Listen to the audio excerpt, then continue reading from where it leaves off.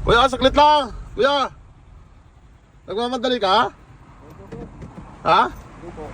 Ano ka, bubit, di ba? Opo. Napansin ko kasi walang ang bag eh. Okay lang bigyan ka ng bag? Ito, sir.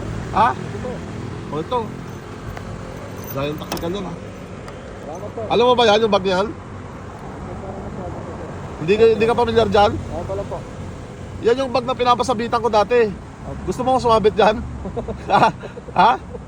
Hindi nga, gusto ko. Para malaman na matibay. Bukan po, sir. O, subukan o. Tara, lalabas ako. Pasabitan mo para maliwala ka. Ano ka, helmet pa. O, go!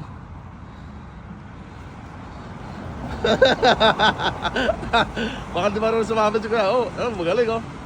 Yan, di ba? Ano, matibay hindi? Oh, okay na, tanggalin mo na. Yan, ganyan yung bag sa yun. O, di ba?